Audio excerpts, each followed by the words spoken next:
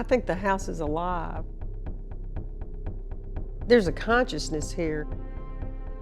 You just know you're being watched. I started seeing light formations, bizarre light formations. It scared me so bad that when I close my eyes, I still see it. I can't stay here at night by myself.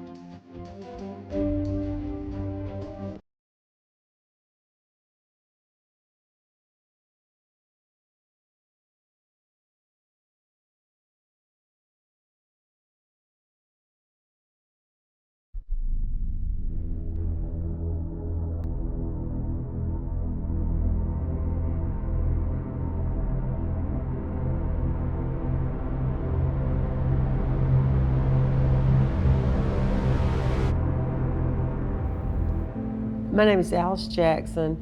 I've had this house, I own this house in Florence since 1990.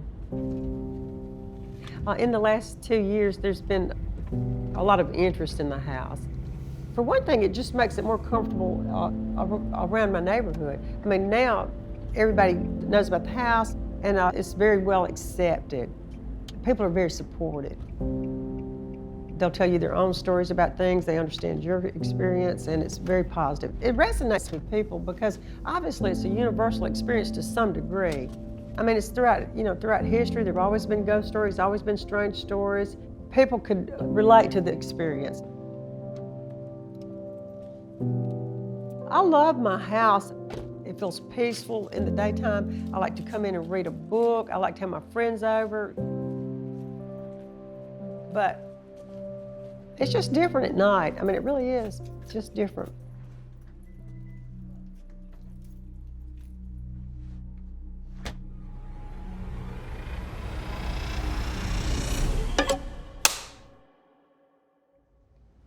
I think a lot of people who think somebody deals with a haunted house, especially nowadays, they think it's kind of cool. You know, they're kind of like, it's awesome. You know, everybody wants a haunted house. But when you live in one, it's not quite that way, you know. So there must have been a bit of a path of emotions that have happened over the years. For 20 years, we had things moving, ghost activity, doors opening, and I accepted that.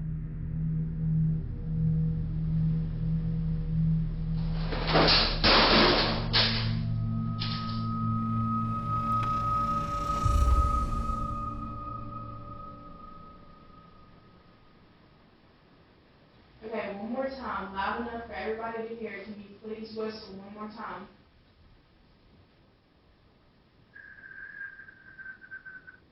That's upstairs. Do y'all hear that? It hasn't happened again, though. Ask again. Can you whistle one more time? Loud. It's literally upstairs. That's bullshit. That's upstairs. It's in that, it's in that crossface. It's in the crossface. Can you whistle one more time for me?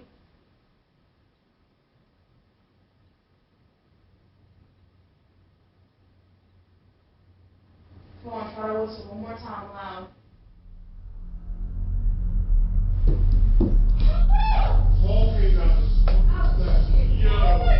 In the last 11 years, 12 years, I started seeing light formations, a bizarre light formation.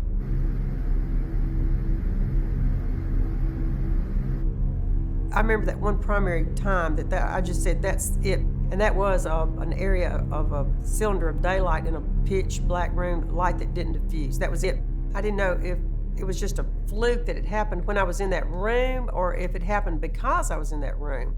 So and then also I did at the same time have a strong feeling that I was being observed. So I didn't know if there was a conscious presence observing that room for some reason, or if I was the target.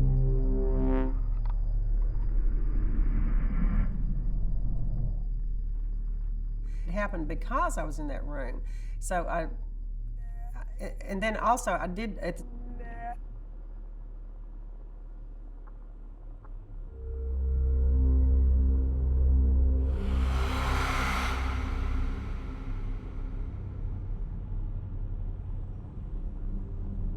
Alice's house, I do feel like, is still learning to communicate. I still feel like we are teaching the spirits in a weird way. Do I think the house is still learning? It appears to be responding to our requests. So we have a baseball, I believe we have on the stairs. I can put our sweet little doll here on the stairs. We put a doll in a blue dress on the stairwell. We focus solely on this object. I see the doll for sure. That's fine. That's Yeah, mainly what I want right yeah, there. We're good. Yep, that's good. All right, so you have John, Alice, Brad in the house investigating tonight. We would love some kind of visual representation that you can hear our voices and you can communicate with us. And we continue to ask over and over again that any intelligent entity that's here push that doll down. There's been objects that have moved off the stairs. They've been pushed. Can you do that again? Is that possible? Push that little doll. A little doll on the stair. Just push it backwards for us.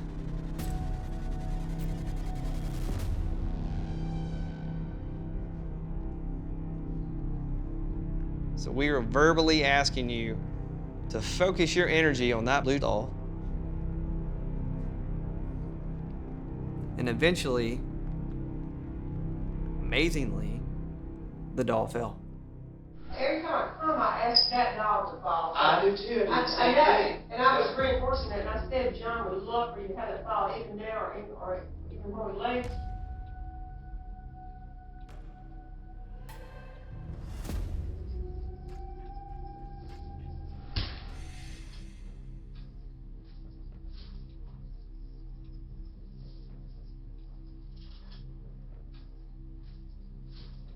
Oh my God, Adam.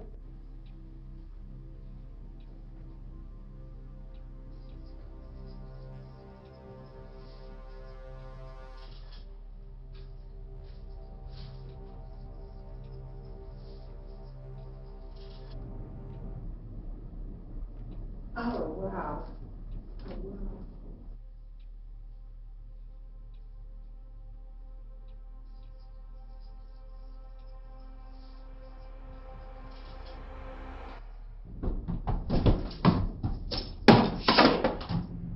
The ball's come down the steps several times still.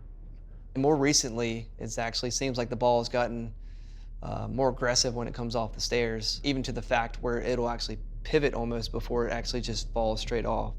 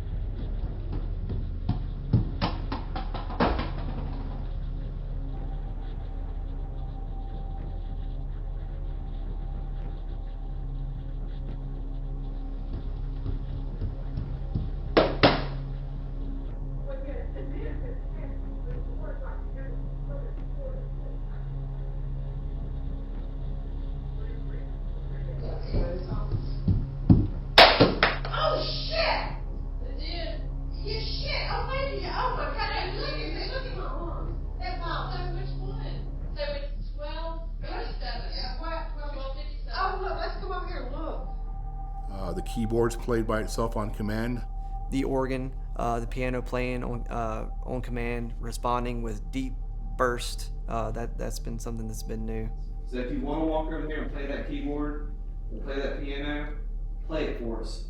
Just give us some kind of sign that you're here, you can hear our voice, and you want to communicate with us for a little bit tonight. So if you can light that up, that'd be fantastic. Obviously, you can always turn the chandelier off to get our attention. Put a ball, this little chair right here by the doll. Unbelievable. What? Dude, tell me what the odds are. Okay. How did we miss that? It's clearly Sabrina. That was What Beats the Box. hell? Oh shit. Holy shit. Yeah. My music box is It playing. is. Did you hear music? It's it faded out. Well, what is it? I said, that's not normal.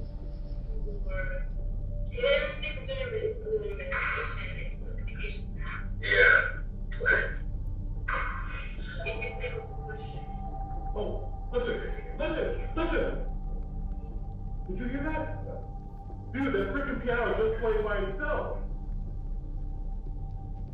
One of the major differences with the chandelier is not only does it turn off now, but we have actually captured the chandelier turning on by itself.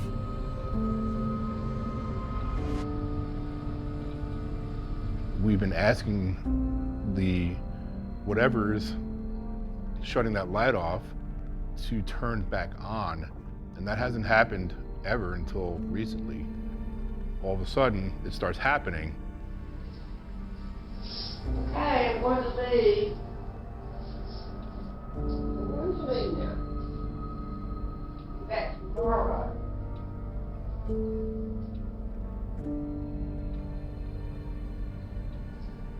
So if you want to do something, we'll still be able to sit. If you want to turn that light on, we'll be able to sit.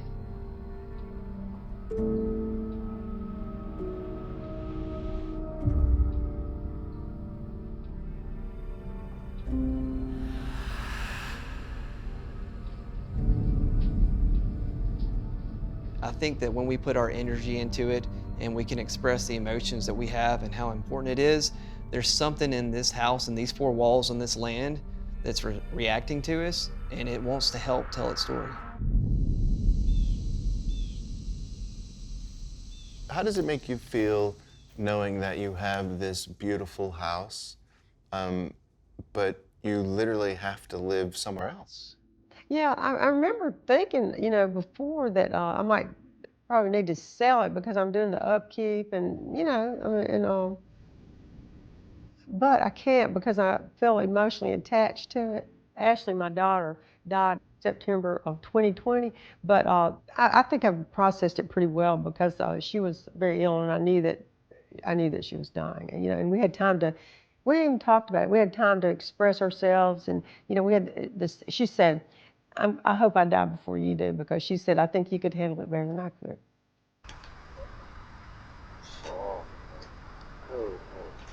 But you are the best mom ever.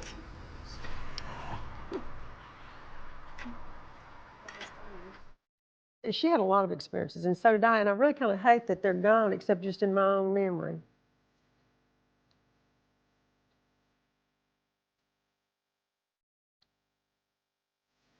Oh, look, we really have this thing. Looks good. All right, this is roll AO2, clip 4. This is Ashley Peavy's interview on murder.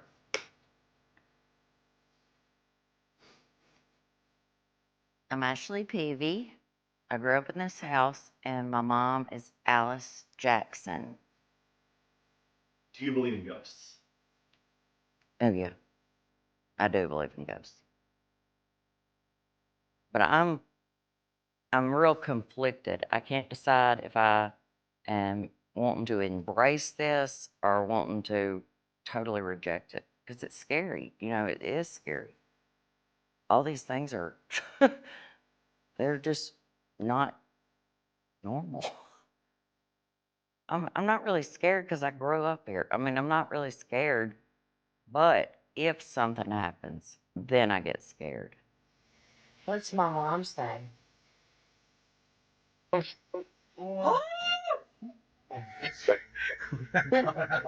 okay.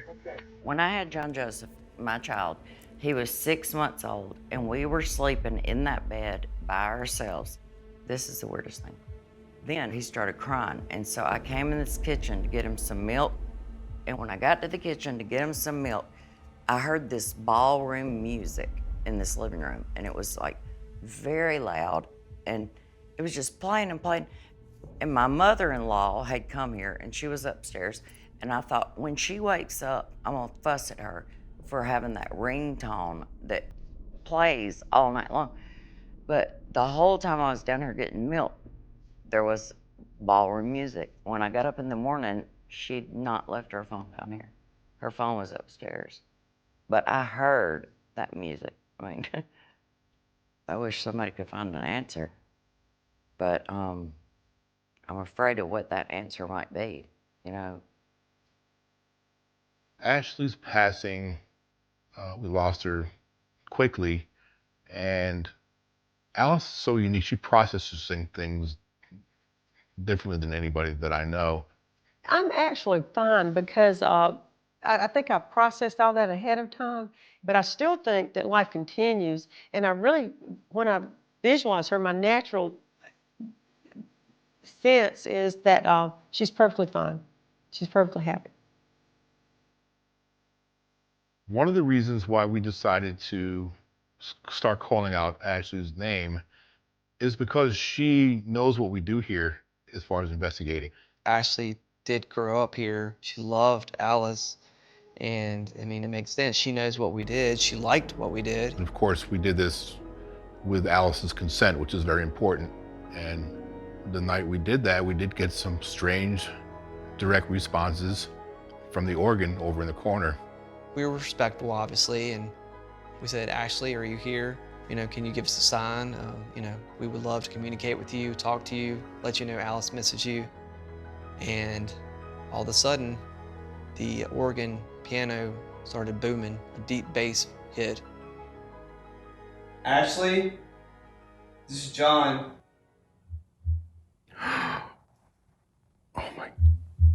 Oh my. Sounds like a heartbeat. It's every time we say Ashley. Ashley, is this you?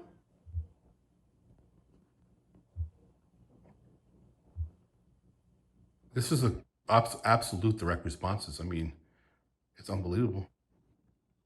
It wasn't a keystroke, it was a thumping sound coming from the organ. Thank you. Keep doing that for us.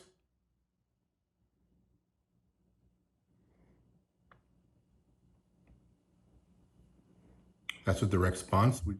Thank you.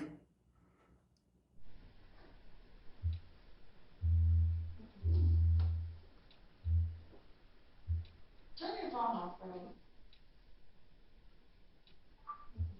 Like, always power off. Yeah. Yeah, there's something. I'm just curious, because whenever y'all were back there, it stopped. It's off. My phone's down, off. Chandelier shut off. Later on, we found out, or I found out, that Ashley is who gave Alice that piano, organ. We got an organ in the house, and we had heard, you know, my daughter gave it to me because she had heard a lady in town was selling it because she said it was haunted, and she was trying to sell it for $150. Well, nobody bought it, and so then she said she'd sell it for $75. So I told Ashley I would take it, you know, and so I went up there and got it, and it didn't do anything. But when John and Brad tried to get the organ to play, they called her name, and that's when it played. There was two right there. Y'all did. Don't. Because you went. Do I think it's Ashley?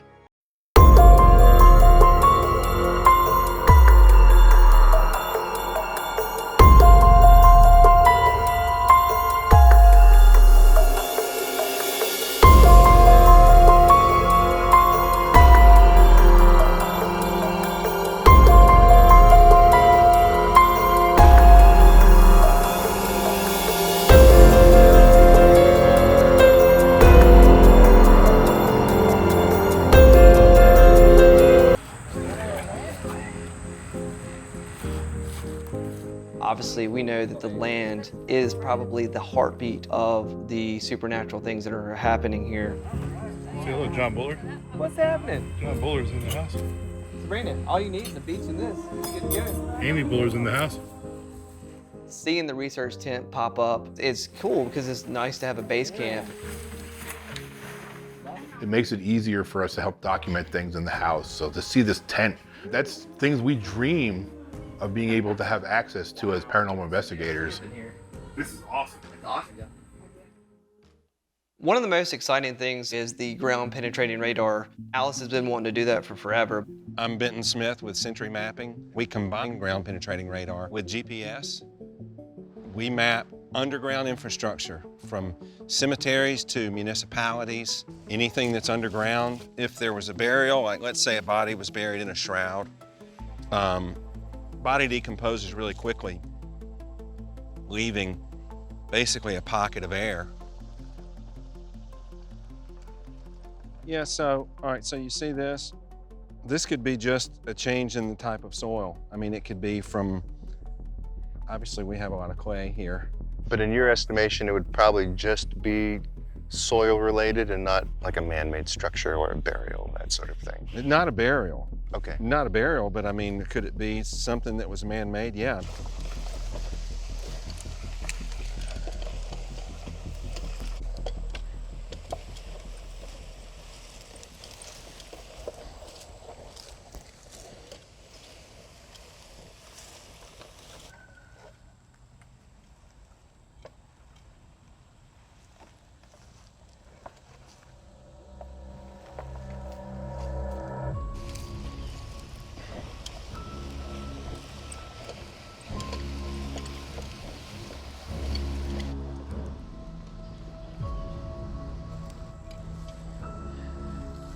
So these are potential burials. It's not a lot to see, but you can see here, there's a beginning and an end. Yes. This is about 4 to 5 feet. And so everywhere that I have a red flag, it's very similar. There's something there. Is that typically what you would see if you were doing that sort of work, looking for? For an unmarked grave, yeah. Okay. There's certainly,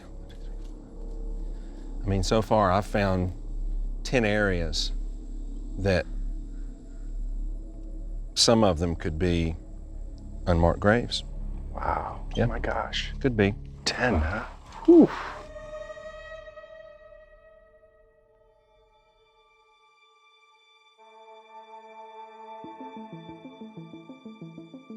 Alice, hey. Hey, Alice, this is Carolyn. Carolyn. how are you? Alice. Nice to meet you.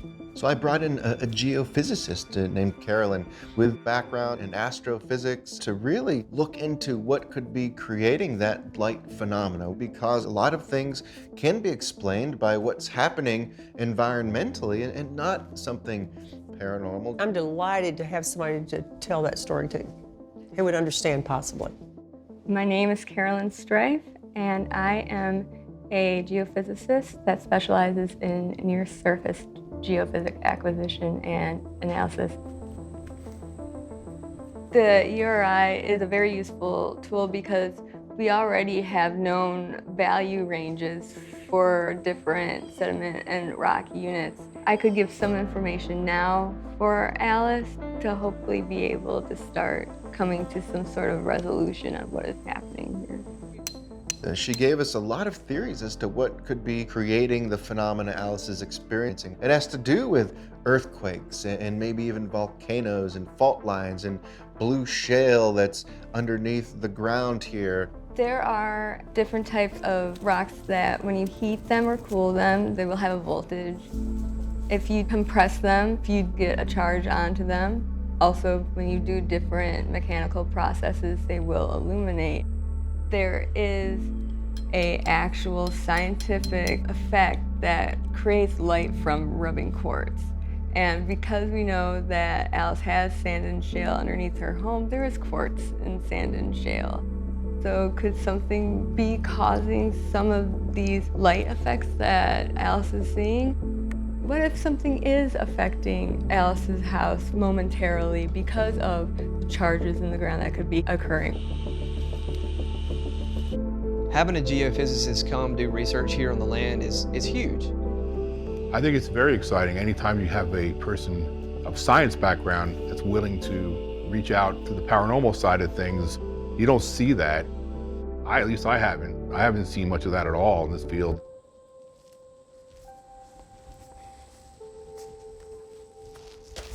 Hey, Carolyn.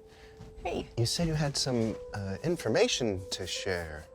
This line we did that passed by the tree that the dog hit at. So there's something else in the ground there. That is not soil. That is something. And it's not a tree root. It's too big to be a tree root. So what you're saying basically is the electricity goes through the soil, and here it is not conducting because there is a void there. Yeah, it's having a harder time getting through the soil. Wow. I'll tell you something.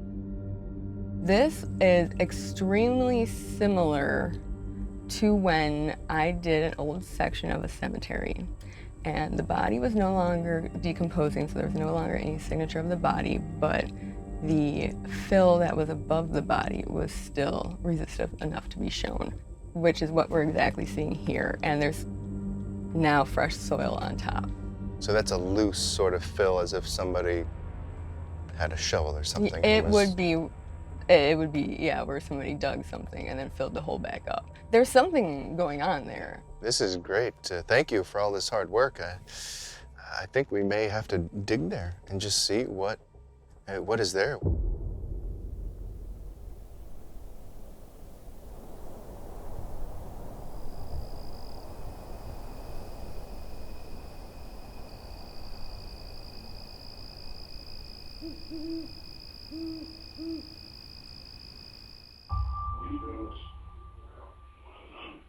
Someone needs what?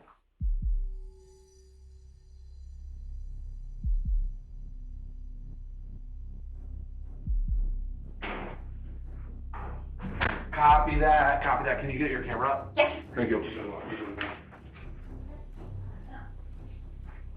Can you start rolling? Yeah. Hey, Steve.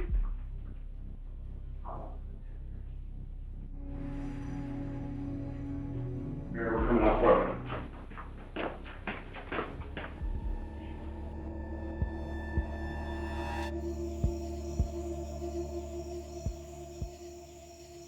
No, what happened? Why are you Okay. a bit, So I was like kind of looking over here the entire time. All of a sudden, out of nowhere, I just saw somebody. If I was standing over here, I'll show you exactly where the person walked. But they were definitely not heading into the tent, so I expected to see somebody walk out the other side. There is nobody over here. There's nobody nobody turned around. Okay.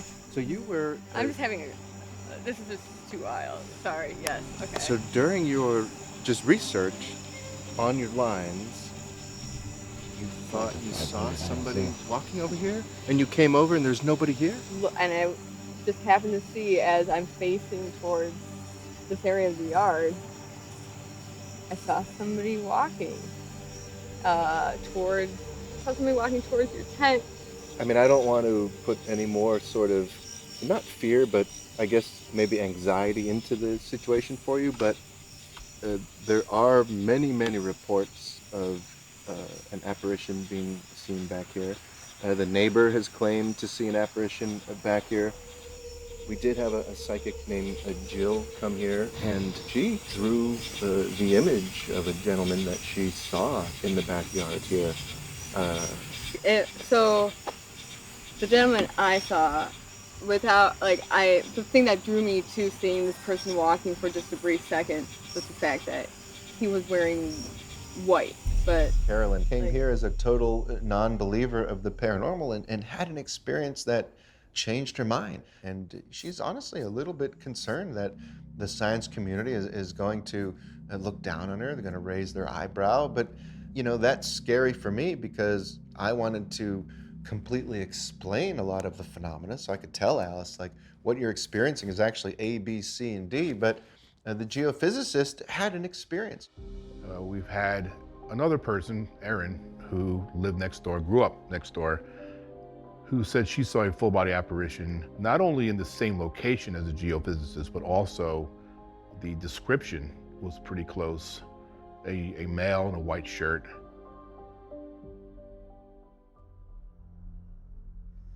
The man I saw at the door, he seemed to be about my height, very young, early 20s, late teens. He was wearing a white shirt and he had dark hair and it was slicked back and real strong eyes.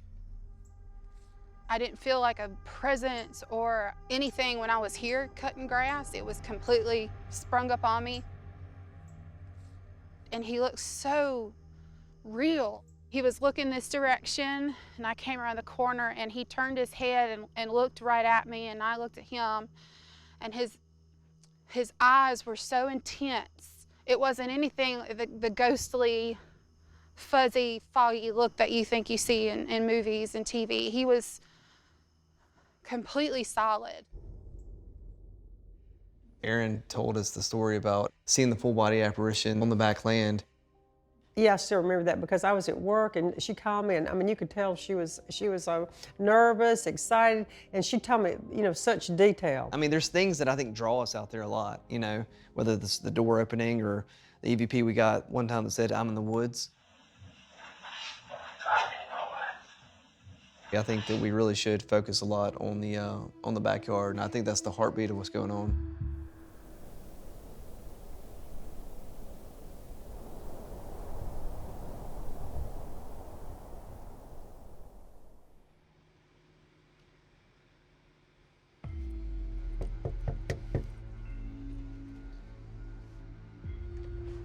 Hello, it's good to see Hey, you. good to see you too.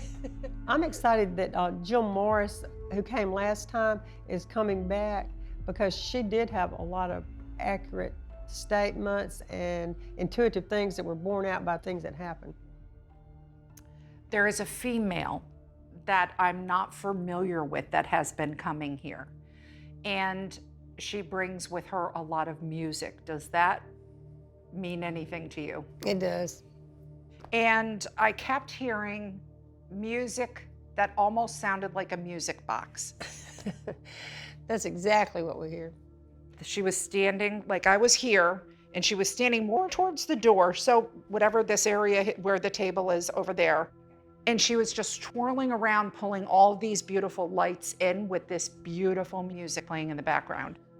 What I did is the name Rich came up, then Richardson, and I'm like, what does this mean? There is a waltz that goes back to the state of South Carolina. Do you have anything to do with South Carolina? Yes, that's where they're from. We have a genealogy book that traces the family back to South Carolina. For crying out loud. Then we have this spirit. And I call him the Reverend. I wouldn't say he was evil by any means. He's just a dark person. He just seemed to be, when he was alive, which carries over, angry. This area, this land may have been his, or he had something to do with this land at one time. I'm just gonna say it. It's almost like, don't find out about me. Like, it's because it's an exposure. He was not a nice person, and I do think he had a hand in what happened in the backyard. Okay.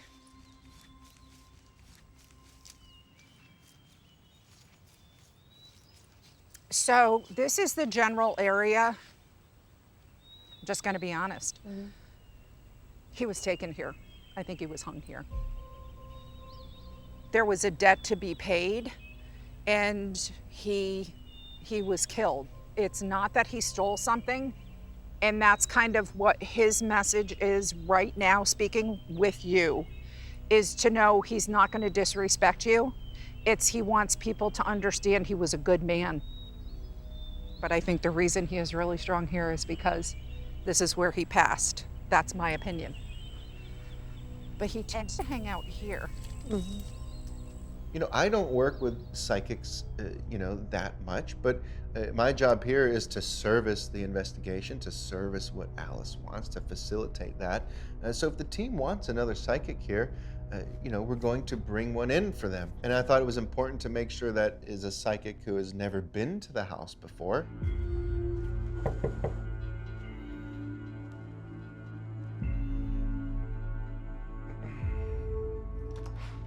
Oh, hello. Hello. How are you? I'm Alice. Hey, I'm Sam. Nice to meet you. Hey, nice to meet you.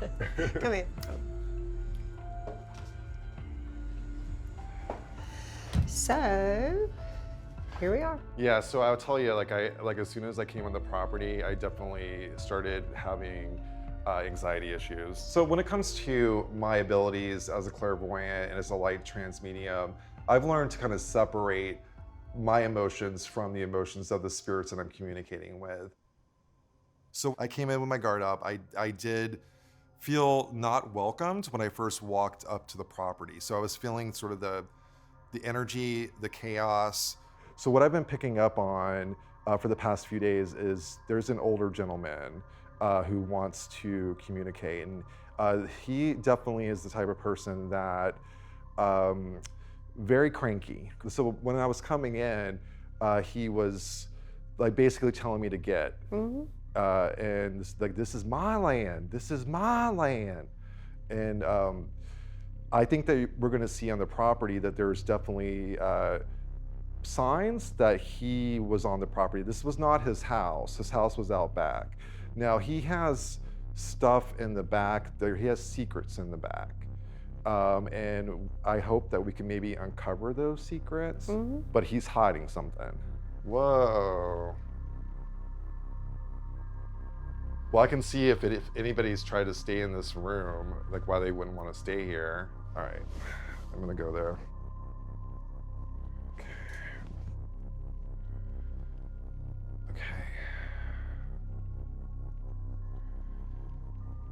All right, what do you want from Alice?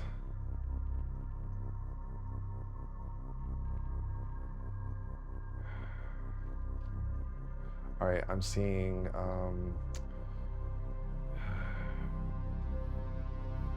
he wants you to dig out in the back. Okay, he's showing me that he wants you to dig. There's something hidden down there. I'm getting chills. My back of my neck is being touched right now. Well, when I was connecting with the spirit of the older man, he kept saying, dig, dig, dig. All right, sir, so I want you to tell me where to dig. Give me a sign. Or can you show me where you want to dig? I guess give me some animal indication of some sort. All right, so I'm gonna keep walking. Okay, that's interesting.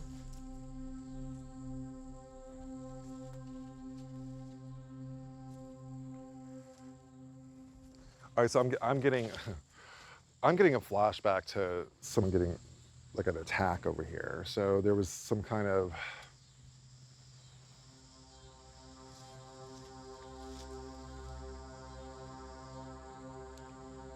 all right, so just so you, I mean, I'm just gonna go there. Yeah. Okay. So there was definitely tensions going on. I think that there was an attack, maybe even something like a lynching of some sort that could have happened back here too. The animals responding to me means that that's the truth.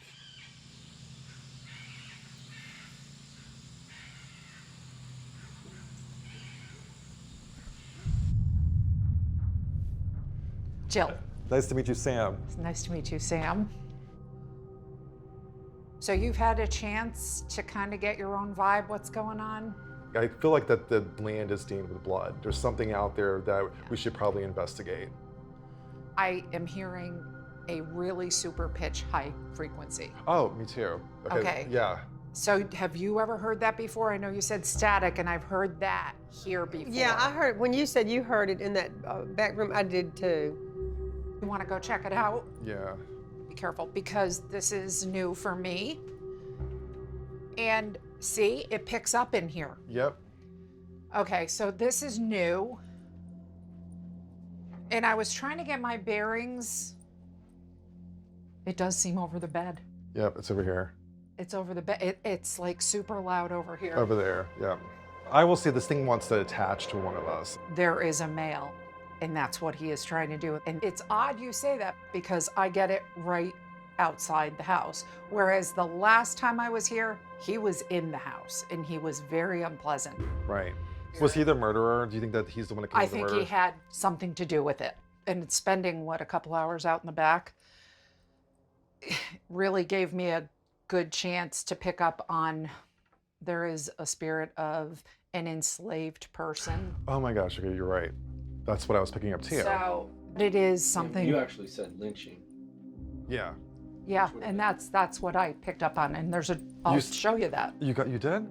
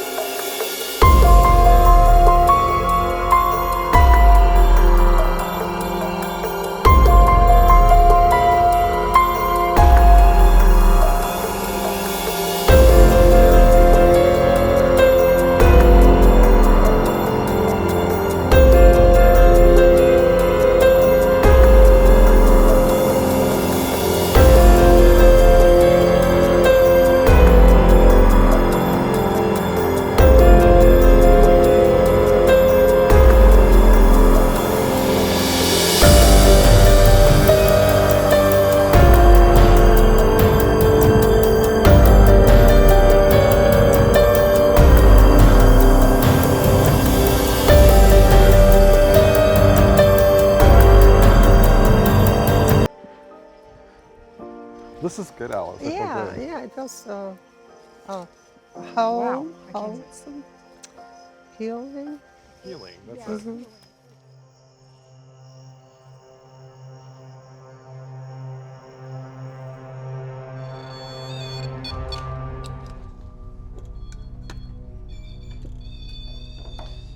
I'll do the full spectrum. Yeah. Can you go in there? Oh my God. Where? Just on that chair. And then just ask some questions, see if you can get the REM pod to go off. So my name's Amy, and you know me. I've been coming to this house for years. Hi. Can you do that again? You know I don't like this room. What's that noise? Sounds like temperature. Which one? It's this one.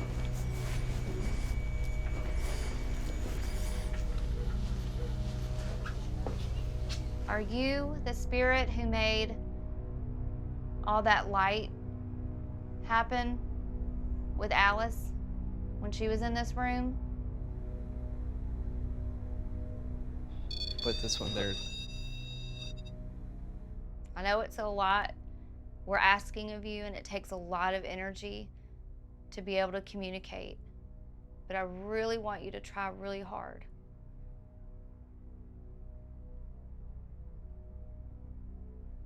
All right, we're gonna walk out.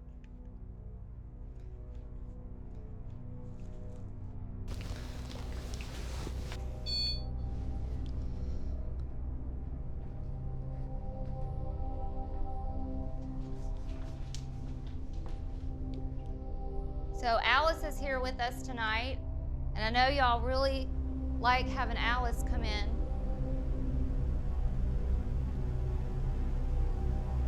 Can y'all do something to show that you're happy Alice is here?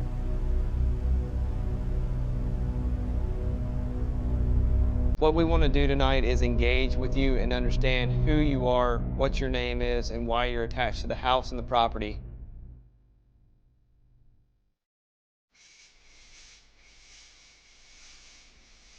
Is anyone here a victim of the fire?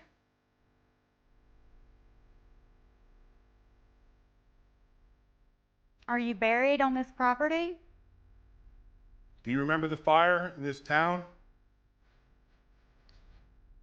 Do you understand that this house, this property where we're standing at right now, this is Alice's home.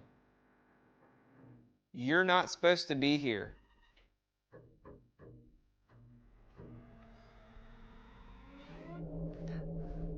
What was that? What happened? Did it light dim? I mean, something dim. Oh, I just thought it's something dim. I thought the room dim.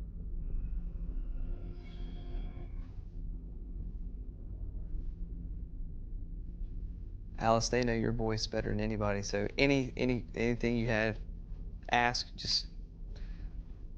Okay, is there anybody here who's never been here before? Can you speak so that we can hear you? There you go. Oh, Ooh. wow. It's pretty interesting. Yeah? That was a pretty big hit, too. Like all three of the lights lit up. We appreciate any form of communication that you do like that. It's crazy. We're trying to uncover who you are and how we can help you. So weird.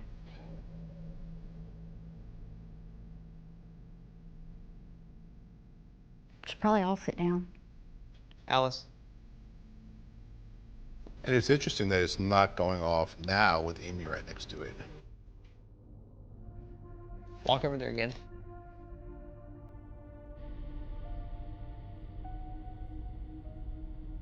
Walk towards the back door, Amy. You want her to go outside? If you want her to go outside. Oh my Look how God. far away she is. Look how far away she is. That's weird.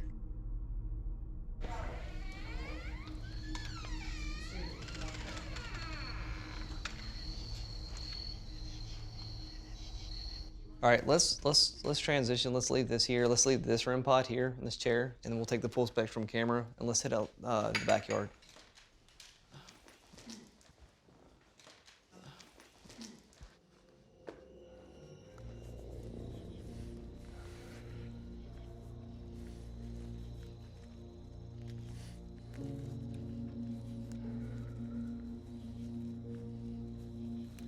That's a very old tree.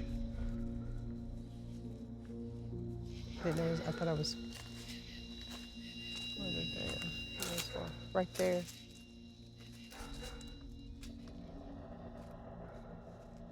We're trying to figure out if there's a body buried in the ground.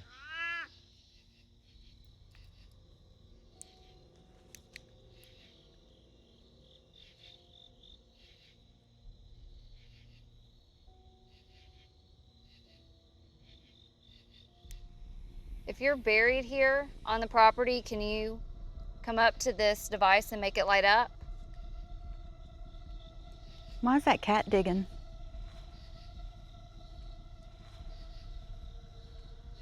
It's interesting. All right, y'all, let's wrap it up and let's head back into the house. That does not include the kitty cat. No, cats stay here. Sure that cat's not hungry. Yeah.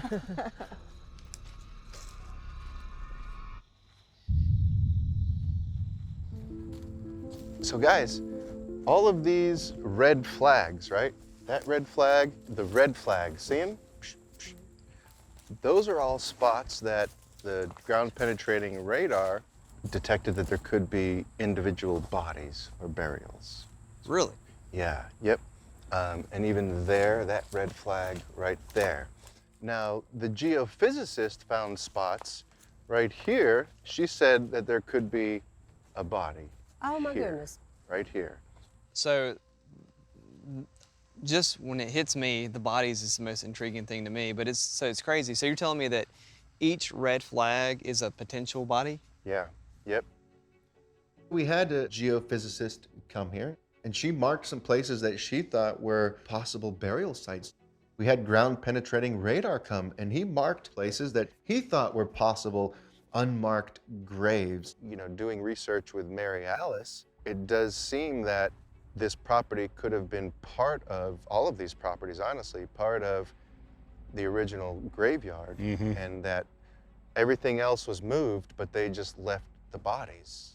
You know, that is a possible scenario too. So I wanted to see if Alice and the team wanted to dig there, and that ethically, you know, that's a bit of a gray area. You know, should you, shouldn't you? But I thought it would be important for a few different reasons. One, if we found something, we could offer proper burial. We could do things that could possibly get Alice to feel better in terms of the phenomena happening here, and maybe show Alice that it is something that is human in nature, that it could have been a person that was once alive, and it's not as scary as it could be if it was something that she couldn't put a face to. If we did find any bodies or any remnants of an old foundation or anything, that there was a structure there at one point, it would make her feel a little bit better.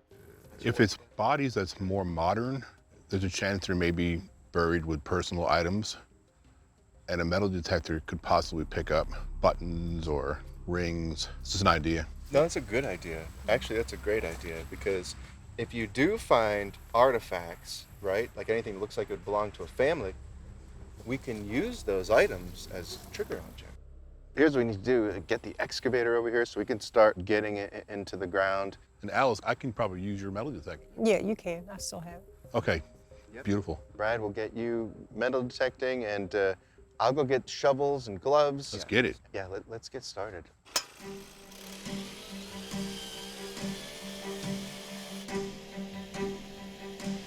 I just think there's no other location in the world that investigates this hard, man.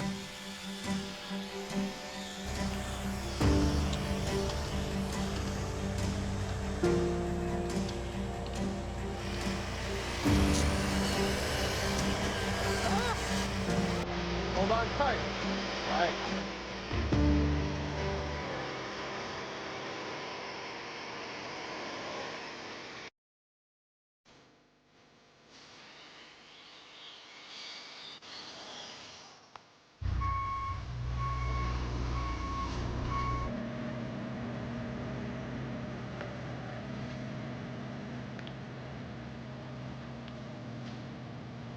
Let's start it and go down to the little here.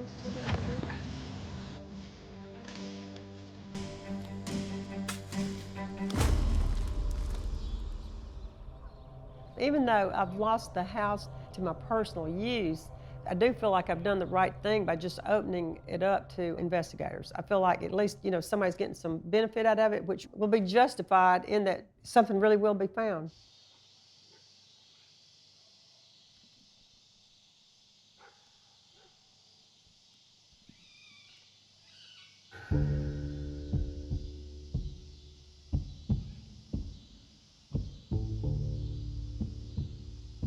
Hey, buddy.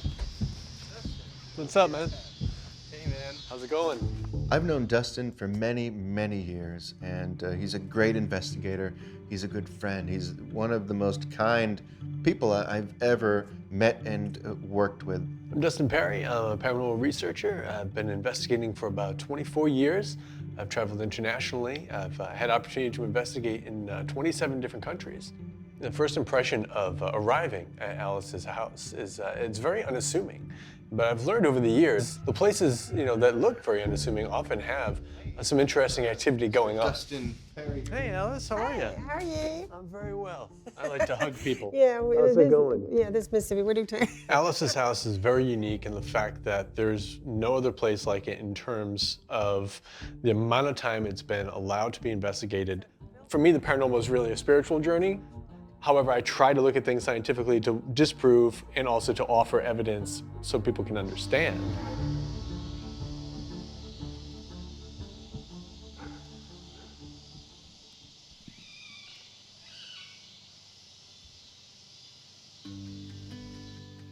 My name is Elizabeth Saint.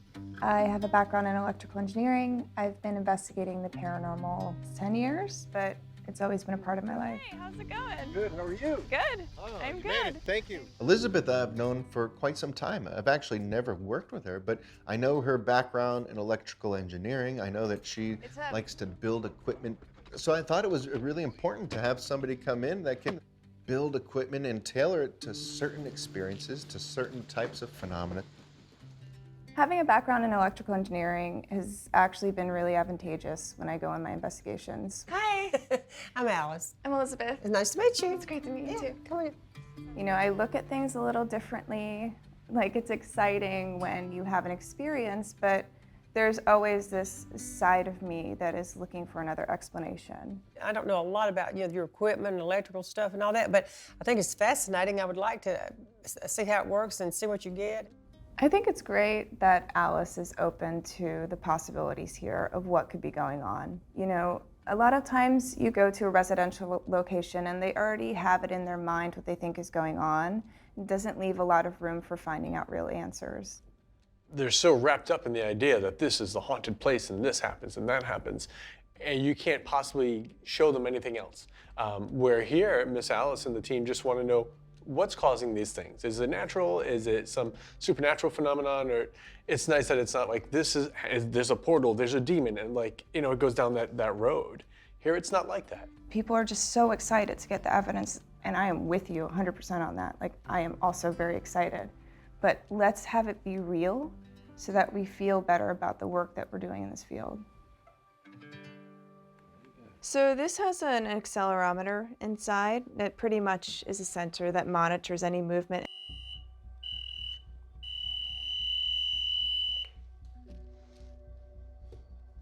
Do any of these balls ever move? The ones that are back here? Yeah? Not from back there, No. just Just the stairwell all Yeah, the time? yeah. Other balls have moved too? Well, if whatever we ask, those dolls. Hello. Hey, man. How's it going? Hey. How you doing, Dustin? Man. Good to see you. Good to see you, man. What's up? Nice to meet you. Nice to meet you as well. Hey, how are you? Hey, John. Elizabeth. Dustin. I know who you are. Nice to meet you. Thanks So nice to meet you. being here with us, man. Great We to see appreciate you you. guys. Something I love about Brad and John is honestly, they are so compelled to find Alice answers. When it comes to the equipment in the paranormal community, it's very, very limited. You have to understand, like, these are items that are being mass produced for sale. You know, they're not sent data sheets on what kind of sensors are involved inside the equipment. You know, I kind of feel one of the biggest problems with paranormal research is that everyone's always, as I say, singing from the same hymnal. You know, we get all these devices, and what do we do to make new ones? We just put a new light on it. You see some lights go off, you hear an alarm go off, and you're like, ooh, like there's something here. But that's not the case, you know? Like, there's so many other factors to take into consideration. Or we combined, you know, now it has two features in one. It's like, but it's really nothing new. It's the same thing. And I think that there has to be expansion outside of the community to kind of understand the tools that they're using, and to also understand all the false positives that they are getting in the process. Coming to the house, I did want to create and kind of customize things that made sense to what you guys experience here, you know, and everything that you documented before. And, you know, I like to sometimes do things that other people wouldn't necessarily do, just because if we don't try it, we won't know what's going to work. I have great respect for Elizabeth Saint, having known her over the years, having traveled from, you know, conventions and things together, and knowing that Elizabeth goes out of her way to make specific equipment like the light anomaly that's here. This is the light sensor I told you about. So maybe if we do see any light anomalies, we might be able to, it'll let us know by the color that it shines, essentially. She developed something to look for those lights and then to try to figure out which color lights it is, and it lights up responsibly. The most famous thing, the ball moving down the stairs. So she makes a ball that she can measure any slight movement. So what's unique about this is, I call it the comm sphere, and it actually communicates with my phone. The Y, X, or Z axis, and it goes right to her software, and it sends her an alert. So it'll show me values in the X, Y, Z direction, if it moves. To have the passion to say, I'm doing this case, what's the type of activity? What can I make specifically that will speak to trying to measure that type of activity? I mean, I have trouble getting on the Wi-Fi sometimes. She's like light years above that. So I've known Dustin Perry for a few years now, and we've always seen each other like on the road, or, you know, the paranormal community is very like tight-knit community, so we've always run into each other, but I've never had the opportunity to actually work with him. So I'm really excited that I'll be able to do that here. Alice, she seems to really embrace what's going on here, which is odd because she also seems to be afraid of it. And all I want to do is go upstairs and to the left. Ever since I've walked in the house. Really? Yeah. When I first walked into the house, I even told her that. When I first walked in, I was immediately drawn to that door frame. Yeah, and for sure. Just based on years of experience and feeling drawn to places, like that seems to be the place. Me too, yeah. So, just a couple of trip hazards here. Yeah.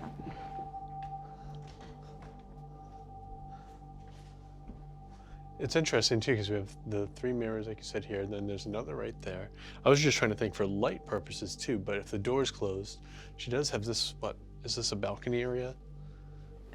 But there's no road there, so you're not getting any like car light coming in through there. No. Because I was just trying to think for bouncing light. We are close to the road in the front. Watch that wire. It's just a walk-in. What's with all the mirrors? There's one on the floor. I don't know. There is a crawl space. Oh, is there? Yeah. I can't really open it standing there. Do you know if anyone's ever been? No one's gone in the crawl space? We have to go in the crawl space. Yeah, we definitely have to go. Is there in the crawl space. asbestos? No, that's, Oh. it was, what, in the 90s, that's pink. Oh, yeah. Yeah. Oh, What is it? like all my hair's just standing up there. It is. Like it just felt like something like grazed me, and I just looked down and everything. That's It so still feels like weird. more is going. It's like you're about to get electrocuted. Right. But right before, you know, you get struck by lightning, a lot of times your Yeah. hair Yeah, it will all did. hair will stand up. That's odd. It's weird that no one's been in there. I know, right? For sure. Jeez, I'm breaking things. Doesn't go too far back, but I mean, we could definitely sit in there and do like an EVP session or something. Yeah, I think we should. Yeah. If there's anybody here that could hear our voice, are you able to communicate by just knocking for us? Can you do something like that?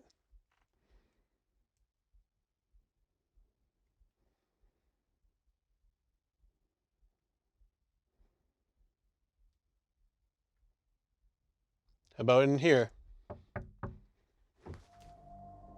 Oh, you heard that, right? And it sounded like it was in this. It sounded inside. Yeah. Sound like There a it is. woman's voice? I heard a I heard a knock. knock and again. It sounded like there was maybe like a woman's voice or something right before it. This happens quick. I think we get some good like starting points of ideas in terms of like trying to do a focus investigation. This area's already been pretty hot. Yeah. We've had knocks in response. So if Right. we do a session in the crawl space, use your ion charger, throw that in Right. there for a while, and then repeat the session. Right, and And see if see there's what a happens. change. Yeah. I think that's smart. I used to have an ion generator in my bedroom when I was a kid. It was like an air purifier and ion generator. I don't know, my mom bought it on QVC, Okay. but it was nice. With ion motors, it's very interesting. Like the one I have, you can make it so it's producing positive, but you can also make it so it's producing negative ions, and it's going to have a different feeling and a different effect. I did bring an ion motor, but the one I have is pretty serious. Yeah. I don't want to brag, but the ion motor I have is It's pretty little, serious. but it packs a punch. You're gonna go out that way? Yeah, or not. This way. Which one to go to the garage? I don't know which door's which. It's like a labyrinth. Dustin runs the show already. Yeah, I go here and there.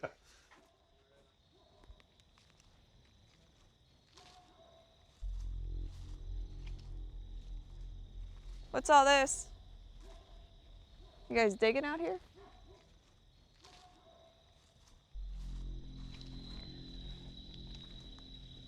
Wait, stop for a second. Do you hear that? What was it? Someone's whistling. Oh, whistling, y'all. Hello?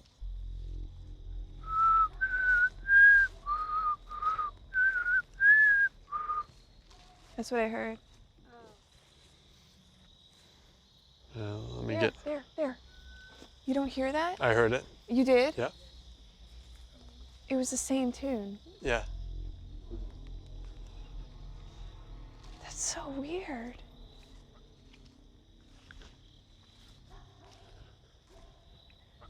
Why that tune? I know, right? Very Jacques. It is very Jacques. Yeah.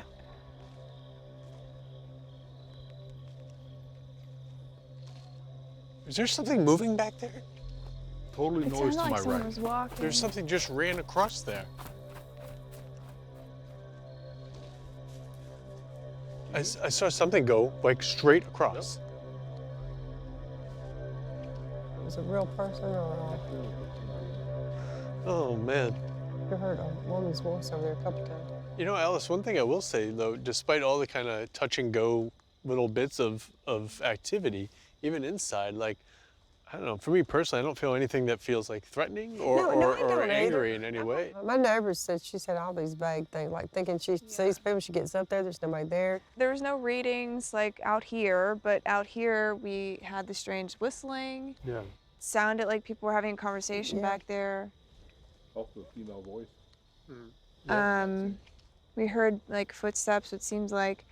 You know, coming back tomorrow with more equipment, I will be curious to see if it responds the same. Thrilled that you came, both of you. Yeah. Thank you very Thank you much. for having We us. appreciate it. Oh yeah, it was our, our pleasure. And we get to meet Jacques. We have a new person on the team. You have a little mascot. It helps us dig holes and stuff. That's right. Dig and fill them. Yes. At least he's courteous. Yeah, it's very nice.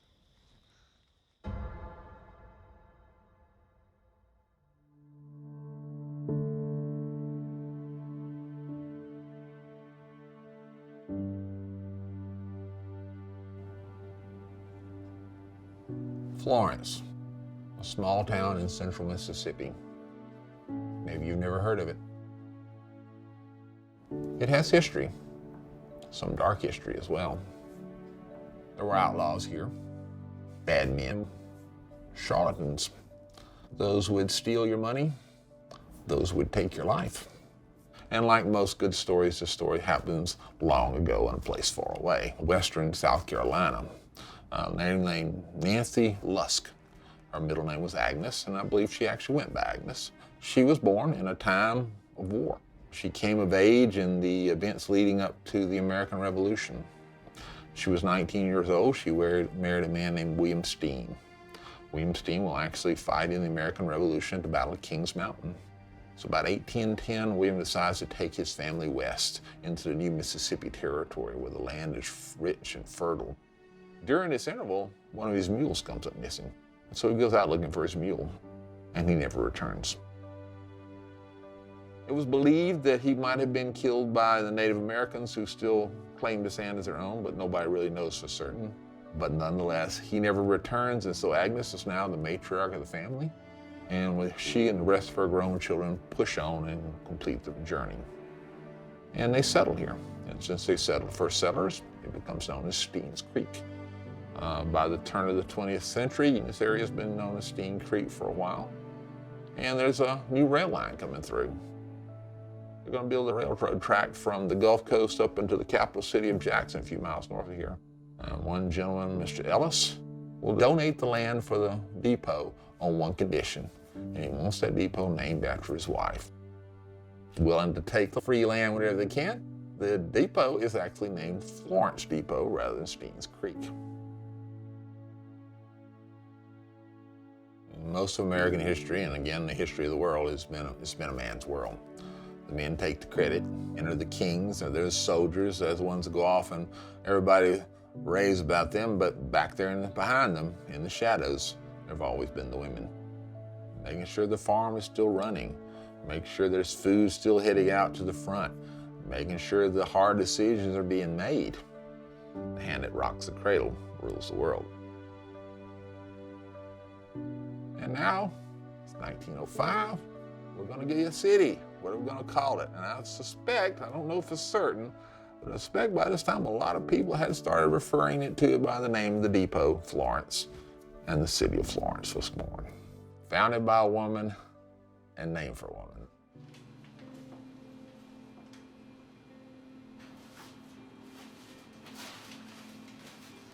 Mary Alice?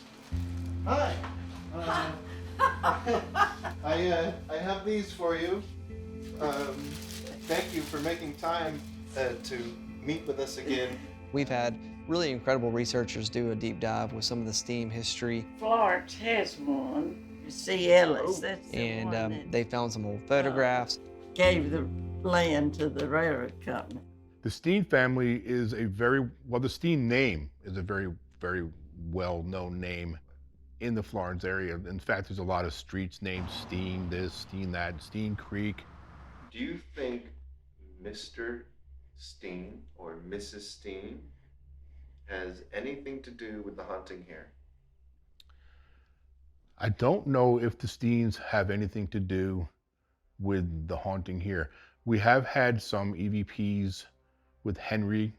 Henry Steen is somebody that I've called out to several times. We've captured an EVP voice recording that did say Henry, obviously, and Henry Steen is one of the Steen families. Can you tell us what your name is? You know, there's definitely a pattern of the male, whether it's the apparition, whether it's the voice.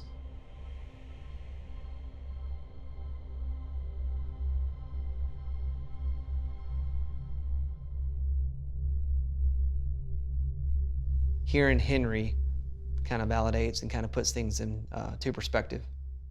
So that's possible. There is a lot of Henrys in the world, though.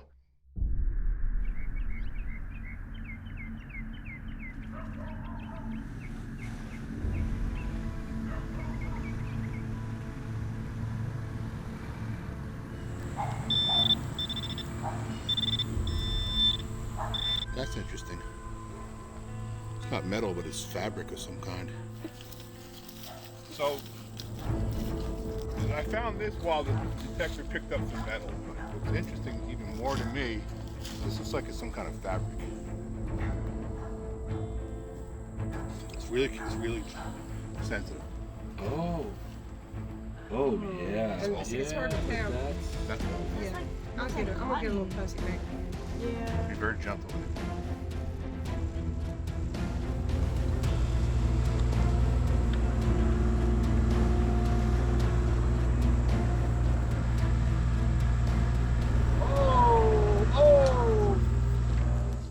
But what's intriguing about what this object is the fact that it was so deep.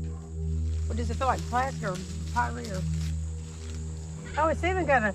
Oh my goodness! Oh, it's got let's see. fancy on it. Oh my Oh, it's got goodness. letters on it. Because it was very good.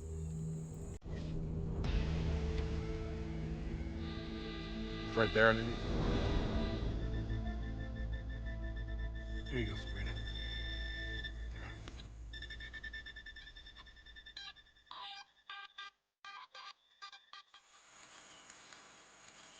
Look what a state.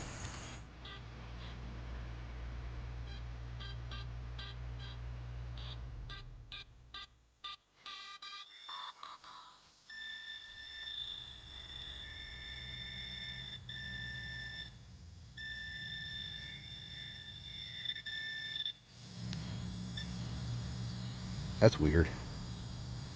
It's definitely metal. Yeah.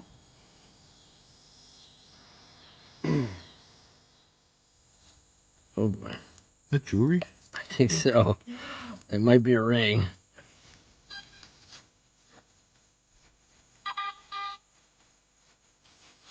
$68. Silver usually rings around 70. I'm not saying it's silver, but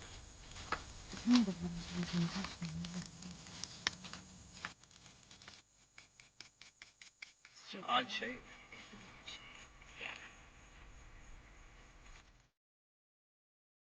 We didn't find any evidence of bodies in the ground or old structures, so that makes sense that at one time there were graves back there, but the bodies have been removed. And that's what the ERI survey said, that there are unmarked graves there, but the bodies just aren't there anymore.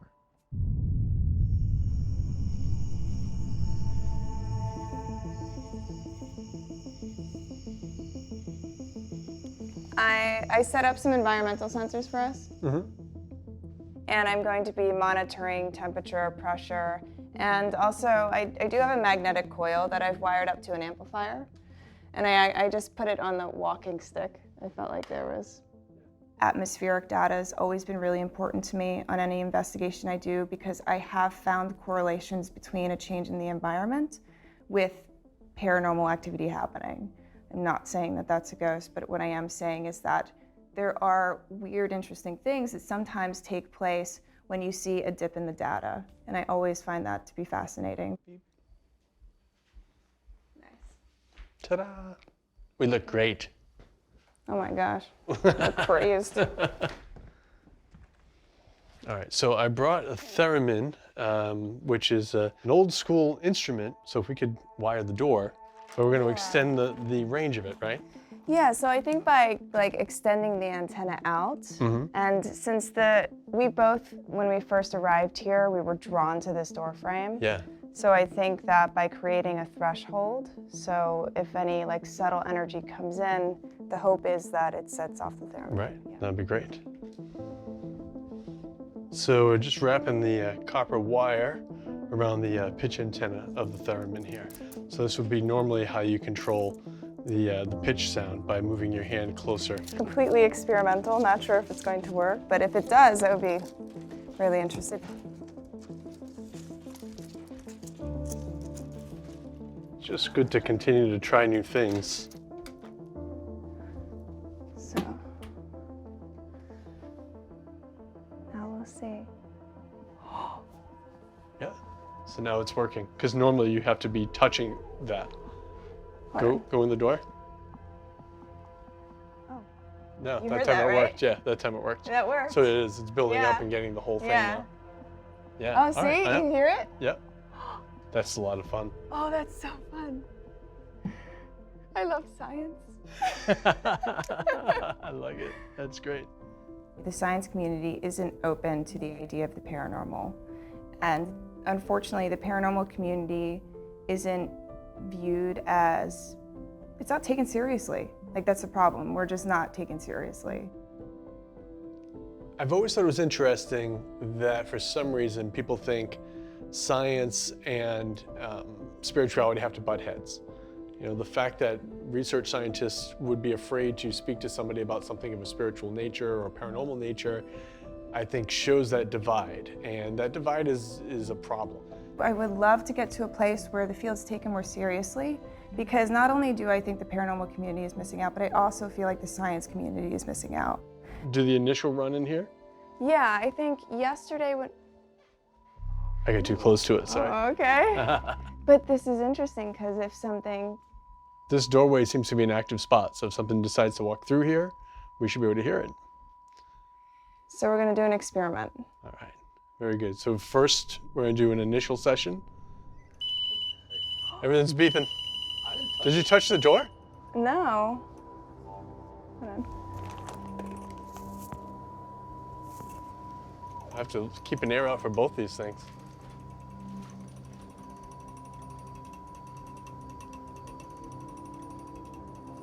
I'm just going to baseline this meter.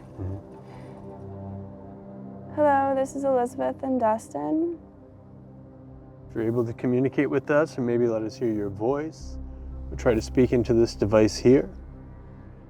We may be able to hear you.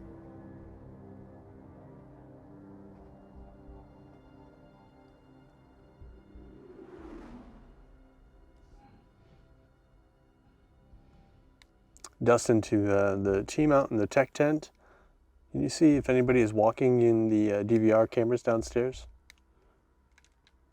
Nobody's walking. Okay, so timestamp.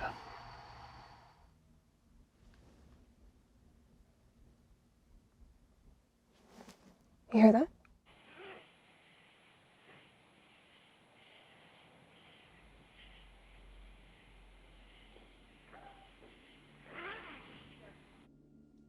Can you tell us what road the house is on? Is there a name you like to go by? What's the object on the stairs that you move?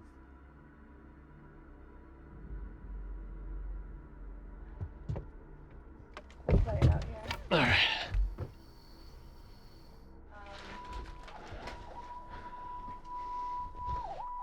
young lady. Is there a name you like to go by? What's the object on the stairs that you moved? Oh, did you hear that? I did. That's awesome. Wow. What's the object on the stairs that you moved? Oh, that's so good. I think he says baseball. It's crazy that baseball was said. Right, for sure. How much is that collectively us knowing? Right. Maybe after we charge it up, we ask those questions again. Again, the same exact ones. Yeah. And see if there's a change. And then maybe we should throw in another question that we don't know the answer to.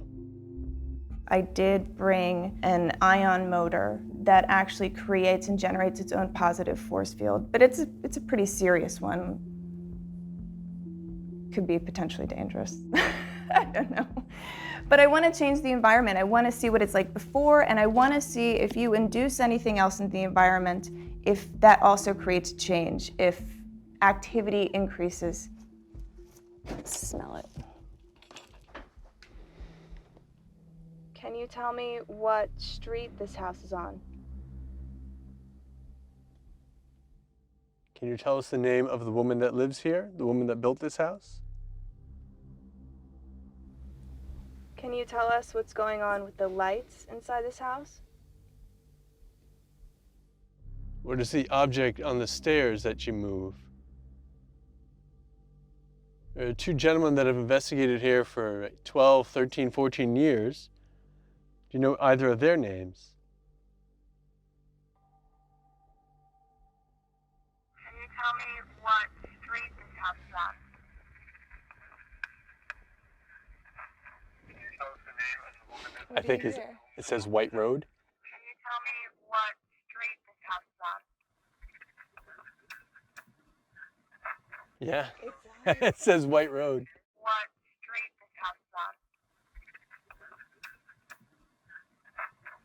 What's the name of the woman that lives here? The woman that built this house? Can you tell us the name of the woman that lives here? The woman that built this house? Tell us what's going on with the lights Yikes. inside this house? What is the object on the stairs that you moved? You just said ball that time, yeah. There are two gentlemen that have investigated here for 12, 13, 14 years. You know either of their names? He said Jack? So now we're going to do something a little different, and we're going to show you some cards. Here is the first card. Can you tell us what you see? We're going to show you the second card. Tell us what you see. Is it a number or is it a face card? Here's the third card. What color is it? What number? Putting down card 3. I'm going to show you card 4 now. Can you tell me what card Dustin is holding?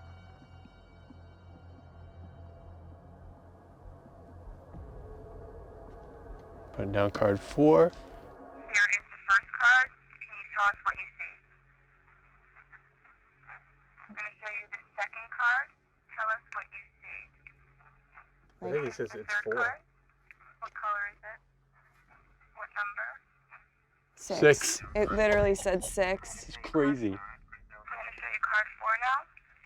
Can you tell me what card Dustin is holding? Red 10? But we gotta play this again because This is ridiculous. bizarre.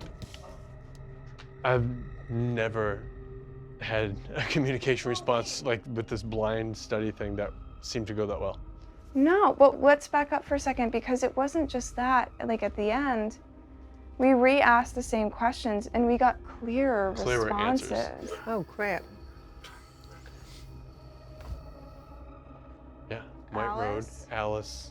It said something about their names. I couldn't pick it up. I thought it said Jack.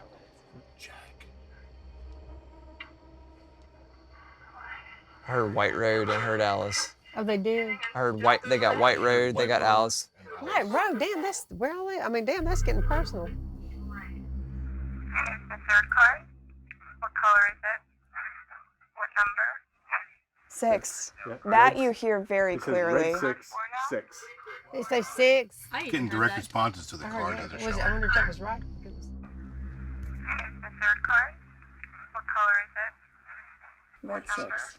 6. I'm going to show you card 4 now. That's so wild. This is insane. Tell me what card Dustin is holding. Red 10.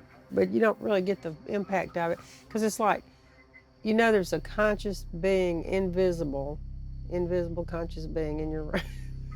I mean, really, that's a little unnerving. I mean, really, if you just go take a shower, you think, who is watching me take a shower? I mean, really, you do because something's there. Something's there. Last time we got baseball, which was great by itself. Right. But now it was every question pretty much had an answer, every card. Even if we couldn't make it out. Yeah. The cards are wild, though. Yeah. Like it just blows my mind of all the years doing this. Like I've never had, I mean, you're lucky if you get an EVP. It's still pretty good. So much more could be found out, explored, experimented with, you know, if we were just open to the idea of incorporating science into the mix. I think one of the nice things about the Mississippi house, of Alice's house, is it allows for that to happen. Because it's been documented long enough where it's not just some crazy story. I think that's the nice thing about it.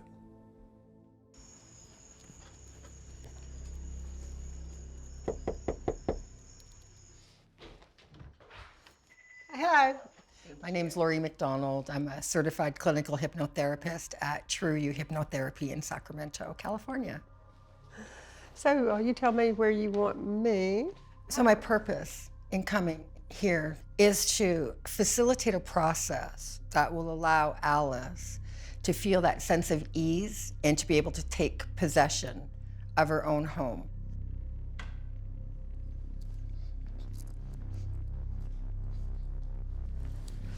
We'll begin the way I always begin, by just having you take some long, deep, rhythmic breaths in through the nose and out through the mouth. And in a moment, I'm going to count backwards.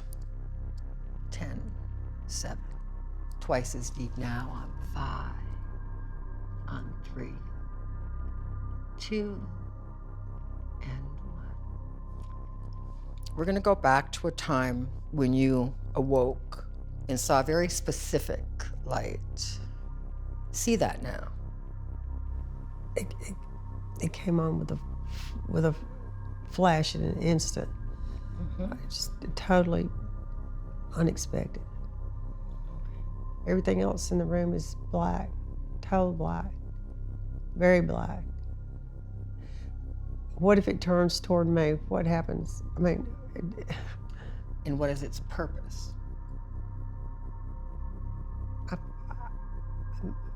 I just happened to be there. I don't think its intent was to appear to me. Did you sense in this light intelligence? Not that the light's conscious, but that the governing of the light is. So the light's coming from a source. Yeah, just feel into just it. intelligence, like intelligent beings, maybe a group or something that they're intently interested in. Sense into the light and try to sense their intent.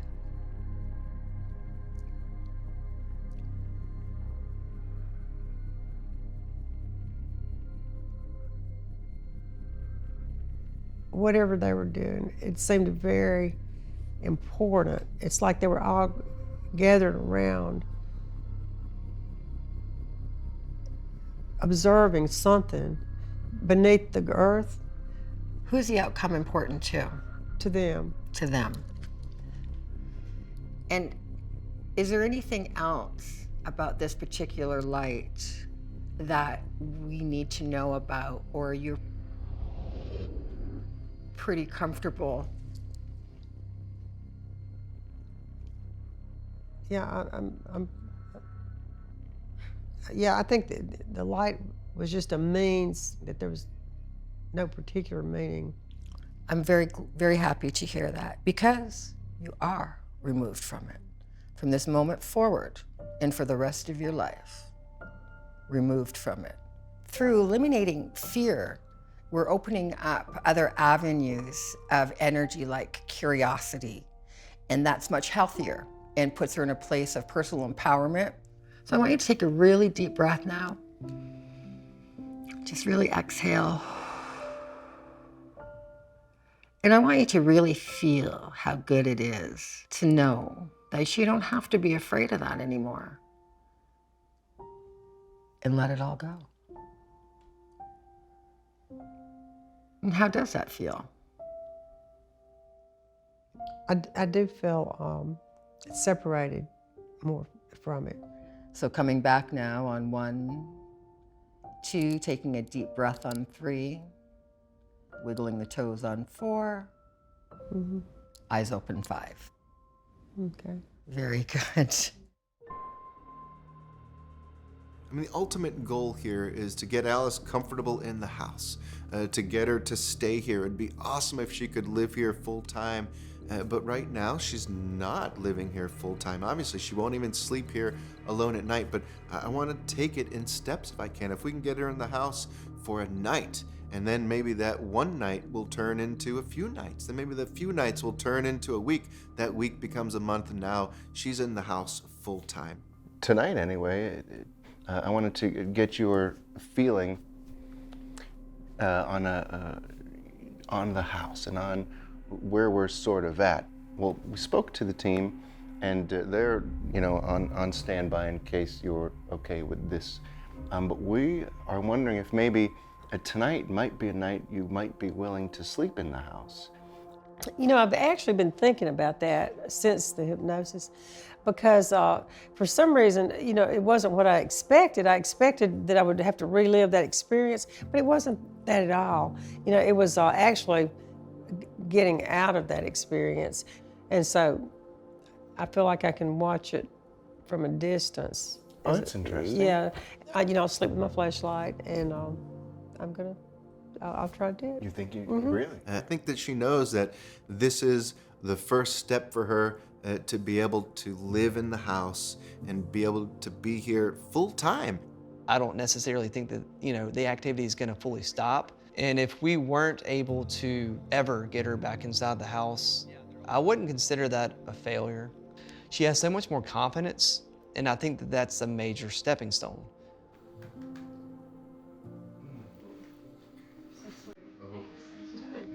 I'm on speaker.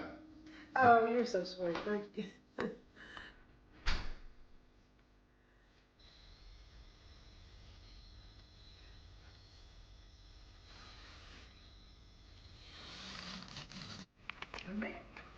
I'll see y'all hopefully in the morning. Okay.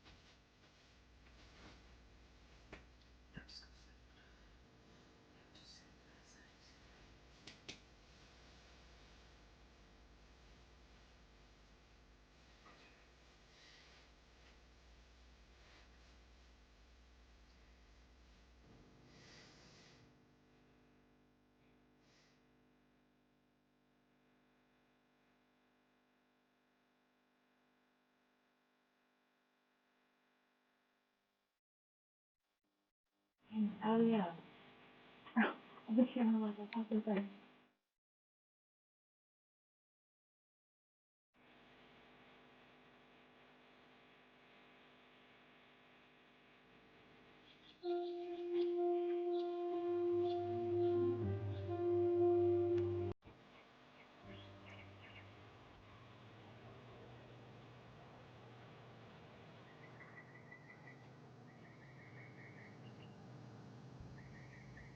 You know, she slept in the house. She slept in the house. It's been a decade she hadn't done that. The thing I remember is the next morning, walking in the door and just smelling coffee. She was waking up, making coffee in her house. That just hit me in a different way. It was neat.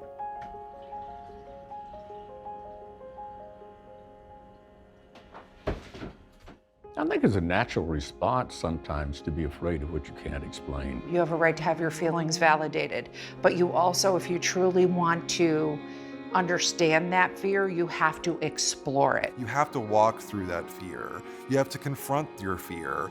Because something to remember, and I think that's very important, is sometimes we don't acknowledge our own personal power. It's not easy to change the way we see things. It's not easy to change our perspective. It takes practice, it takes time, it takes work. And this is our duty, our responsibility. It's an obligation of being human. This is what we do best. We learn.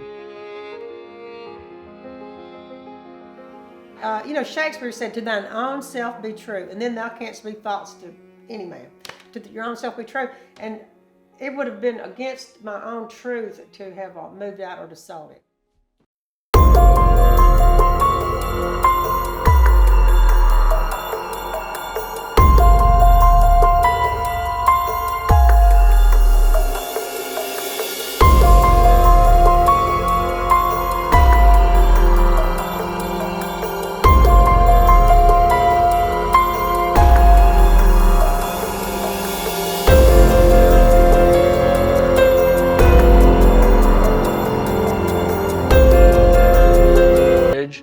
And dedication to getting answers. She says she wants to further the field, and I think she has. And I don't think that's ever been done before. So I'm kind of feeling like this is the most thorough, in-depth paranormal investigation that has ever been documented.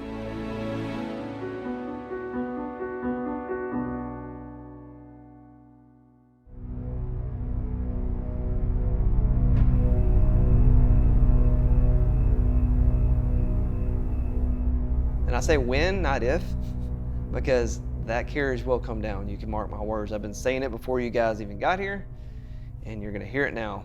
I have no reason to have the full confidence, but I do have the full confidence. The carriage is coming down the stairs. Any intelligent spirits that are in the house, focus your energy on that carriage that I place at the top of the stairs, and you have our full permission to push it down the stairs. So please focus your energy, I know you can without a doubt, and push that carriage down the stairs. Sweet. Good? Great job. All right. Wonderful job. Carriage is coming down. Let's just hold on our coffee.